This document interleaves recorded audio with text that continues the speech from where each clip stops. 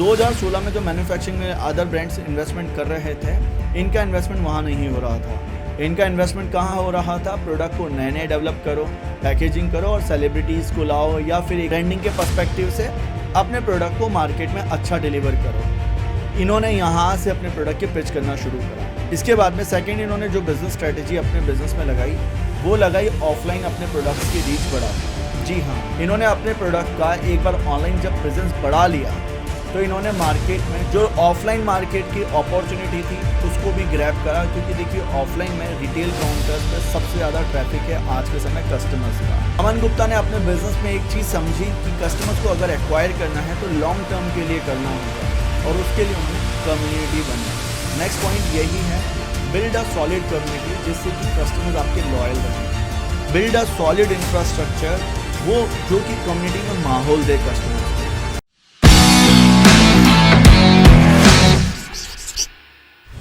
अमन गुप्ता की कहानी तब शुरू होती है जब मार्केट इवॉल्व हो रहा था और वो मार्केट में गैप को देखते हैं, जो कि भारत का यूथ था।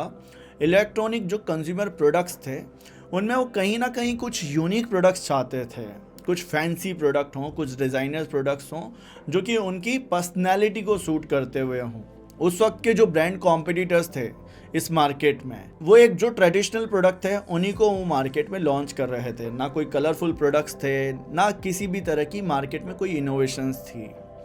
अमन गुप्ता और उनके को फाउंडर्स ने दिमाग लगाया और बोट कंपनी की जब शुरुआत करी तो सिंपली उन्होंने जो नॉर्मल प्रोडक्ट्स थे उनके कलर्स चेंज करे। देखिए प्रोडक्ट डेवलपमेंट ऐसे ही होती है, या तो आप प्रोडक्ट की कलर चेंज कर दीजिए, या प्रोडक्ट की पैकेजिंग चेंज कर दीजिए, या प्रोडक्ट का आप स्ट्रक्चर चेंज कर दीजिए।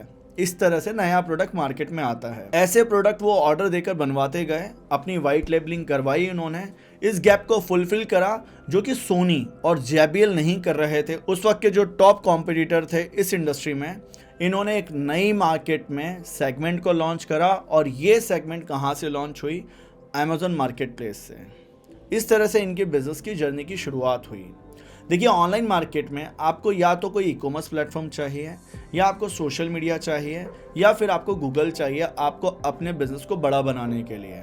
और फिर अगर आप इन तीनों को मर्ज कर देते हैं, ई-कॉमर्स हो, सोशल मीडिया हो और आपका गूगल हो, तो आपका बिजनेस नेक्स्ट लेवल बहुत ही बड़ा बनता है। उसका कारण यह है कि फिर आपके पास में कस्टमर्स डायरेक्ट भी आते हैं, इनडायरेक्ट भी आते हैं। जैसे कि एक अमेज़न मार्केट जो प्लेस है, यहाँ पर जो कस्टमर्स हैं वो अमेज़न के थ्रू आता है, कमीशंस देना पड़ता है, एक ब्रांड को पहचान तो मिलती है पर कहीं ना कहीं प्रॉफिट्स इतने बड़े नहीं होते हैं।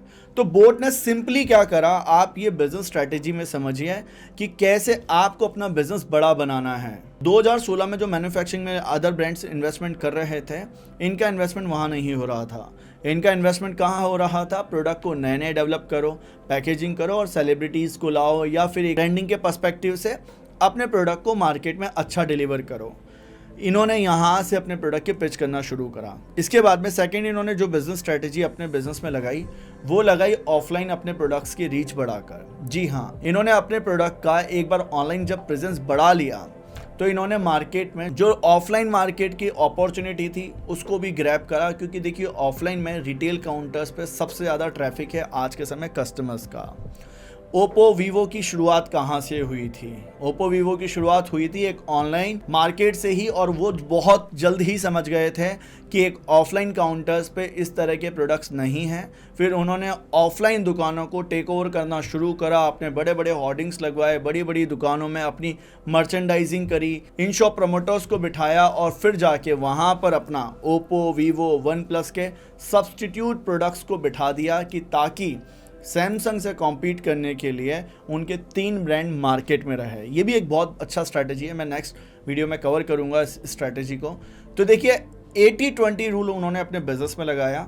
ऑफलाइन बिजनेस को उन्होंने 20% करा, ऑनलाइन बिजनेस को उन्होंने 80% करा। अमन गुप्ता ने अपने बिजनेस में एक चीज़ समझी कि कस्टमर्स को अगर एक्वायर करना है तो लॉन्ग टर्म के लिए करना होगा, और उसके लिए उन्होंने कम्युनिटी बनाई। नेक्स्ट पॉइंट यही है, बिल्ड अ सॉलिड कम्युनिटी जिससे कि कस्टमर्स आपके लॉयल रहें। बिल्ड अ सॉलिड इंफ्रास्ट्रक्चर, वो जो कि कम्युनिटी में माहौल दे कस्टमर्स को। देखिए अगर आप बोट पे जाते हैं ना, तो बोट एक ऐसा माहौल आपको देता है, चाहे ऑनलाइन वर्चुअल इवेंट्स हो या ऑफलाइन इवेंट्स हो या फिर कस्टमर्स को एक ऐसा फील देने की कोशिश करी जाती है कि आप बोट के लिए खास हैं। और इस कस्टमर एक्सपीरियंस की वजह से बोट आज के समय मार्केट में लीडर बन चुका है इस सेगमेंट में। तो कस्टमर एक्सपीरियंस जो कि एक ऑनलाइन कस्टमर आपके पास में आता है, याद रखिए भारत में कहीं से भी आपको कस्टमर्स मिल सकते हैं, पर आप उस कस्टमर्स तक पहुंचने की जगह आपके जब प्रोडक्ट पहुंचते हैं तो वहां पर वो एक्सपीरियंस आपको समझना होता है कि क्या इनको फील हो रहा है। जब तक आपका पहला कस्टमर अच्छा फील नहीं करेगा आपके प्रोडक्ट के बारे में तो वो बार बार आपके प्रोडक्ट्स नहीं परचेस करेगा। इसी तरह से इन्होंने ध्यान दिया है कंज्यूमर अपने बिल्ड करने पर और आज के समय नेक्स्ट लेवल कस्टमर है इनके बिजनेस में। देखिए आपको ऑनलाइन बिजनेस को अगर बिल्ड करना है, सिंपली ये स्ट्रेटेजी लगाएं कि जैसे अमन गुप्ता ने अपने बिजनेस में बोट कंपनी को बनाते हुए करा, अपने को फाउंडर्स को लेकर चले। ये फ्रंट एंड पर रहते हैं, मार्केटिंग ये संभालते हैं, ब्रांडिंग ये संभालते हैं। बाकी 2 को फाउंडर्स हैं वो बैक एंड में इनकी कंपनी में ऑपरेशन संभाल रहे हैं, एचआर संभाल रहे हैं, हायरिंग फंडिंग वो मैनेज कर रहे हैं।